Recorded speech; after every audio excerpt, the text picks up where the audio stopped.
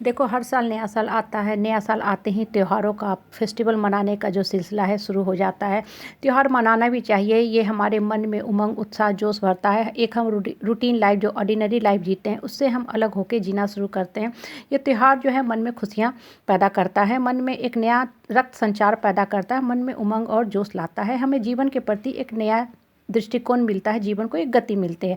देखो, कोई भी तीज त्योहार होती है तो लड्डू बनाना एक बहुत नॉर्मल बात होती है। मिठाई बनाते हैं हम घरों में, तरह तरह का आइटम बनाते हैं। तिल हो, बेसन हो, आटा हो, नारियल के पाउडर है, इसको हम घी में भूनते हैं और लड्डू बनाने का काम शुरू करते हैं। अब देखो, ये जो सारी आइटम है, अगर आपको ने सिर्फ घी में भून दिया तो क्या इससे लड्डू बन जाएगा? बिल्कुल नहीं। अगर आप बनाना भी चाहोगे ना तो भुरभुरा के बिखर जाता है। तो आप क्या करते हो, आप चीनी की चाशनी डालते हो, और वो जो चीनी की चाशनी होती है ना, इस लड्डू को बांधने का काम करती है। चाहे वो बेसन का लड्डू हो, मोतीचूर का लड्डू हो या तिल का लड्डू हो, ये जो चीनी की चाशनी है ना, वो एक बॉन्डिंग क्रिएट करती है। अब देखो, कुछ साल पहले क्या होता था, हम लोग जब छोटे हुआ करते थे तो तीज त्योहार मनाने का एक अलग ही तरीका होता था।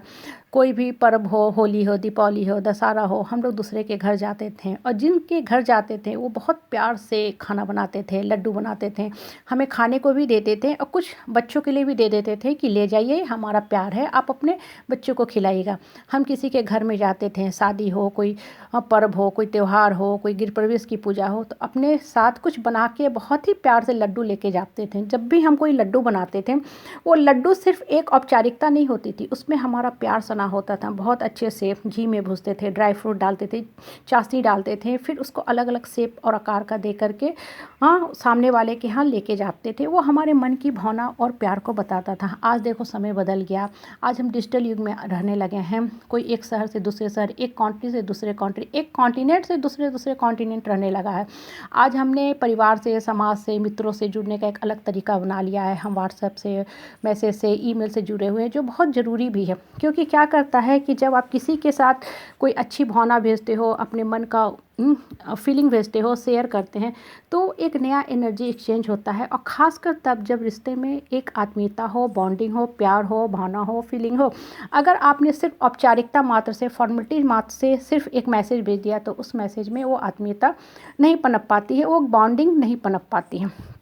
आज देखो, बहुत लोग आपसे बहुत बहुत दूर हैं, लेकिन अगर आपका आत्मा से आत्मा, मन से मन, माइंड से माइंड का कनेक्शन है, सोल टू सोल कनेक्शन है, तो एक टेलीपैथी कनेक्शन वहाँ शुरू होती है। और ये टेलीपैथी कनेक्शन इतनी स्ट्रांग होती है कि आपकी कही हुई जो बातें, जिसे आप कहना चाहते हैं, सामने वाला बिना बोले ही समझ जाता है। वो क्या बताता है?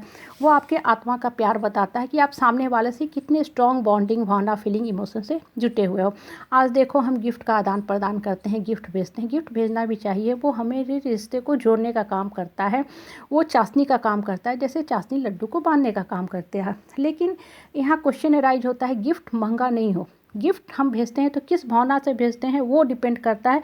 गिफ्ट महंगा या सस्ता से फ़र्क नहीं पड़ता है, मन की आत्मीयता बहुत इंपॉर्टेंट रखती है। गिफ्ट जो उपहार हो, इस भावना से भेजो कि किसी के गले का हार बने, ना कि किसी के मन के शांति का हरण करे। बहुत बार हम गिफ्ट भेजते हैं, हम ये सोच के भेजते हैं कि इस गिफ्ट के बल पे सामने वालों को हम दबा के रखेंगे, मतलब सामने वाला से ज़रूरत आने पे हम कहीं न कहीं काम लेंगे, रिटर्न लेंगे, जो बहुत ही गलत सोच है। और इसलिए आजकल जो रिलेशनशिप होते हैं, they are very very fragile. एक दो शब्द हुए नहीं कि ताश के पत्ते की तरह रिश्ते गिरने शुरू हो जाते हैं। क्यों? क्योंकि रिश्ते में जो थी वो बॉन्डिंग नहीं है। गिफ्ट को, उपहार को प्यार का प्रतीक बनाओ, औपचारिकता का प्रतीक नहीं बनाओ। जब आप मन से, भावना से, फीलिंग से किसी के लिए कुछ भेजते हो ना, तो उसमें देखोगे एक अलग तरह की खुशबू हुई होगी। नहीं तो वो गिफ्ट क्या लगता है, टक। यहाँ टक का मतलब होता है वो गिफ्ट आपके सर के ऊपर बर्डन होता है। आप सोचते हो कि कब मुझे अगले वाले को ये गिफ्ट रिटर्न करना है, जो बहुत ही गलत सोच है। इसलिए हमेशा कोई भी पर्व हो, त्यौहार हो, आप प्यार की चाशनी मन से भेजो। जब आप प्यार की चाशनी में डुबो के कोई चीज़ किसी को भेजते हो, बनाते हो, खिलाते हो, तो उसका देखोगे कि अलग ही फीलिंग होगा, वो अलग ही पॉजिटिविटी फीलिंग देगा। सामने वाला के लिए एक छोटी चीज़ भी बहुत बहुमूल्य साबित होगी। इसलिए जब भी किसी के प्रति कुछ करने की नौबत आए ना, तो भावना से करो, फीलिंग से करो। और आप देखो, कोई भी रिलेशनशिप ना वन वे नहीं होता है, टू वे होता है। मतलब सामने वाला अगर आपके लिए कुछ भेज रहा है, भावना भेज रहा है, फीलिंग भेज रहा है, इमोशन भेज रहा है, आप भी उसके प्रति उतना ही भावना, फीलिंग, इमोशन को रिस्पेक्ट करो, उसके आत्मा को, उसके सोल को रिस्पेक्ट करो। तब प्यार में जो है ना एक मिठास आती है। प्यार जो होता है ना, हृदय का प्यार चाशनी का काम करता है, रिश्ते को स्ट्रांग बनाता है, रिश्ते को बांधने का काम।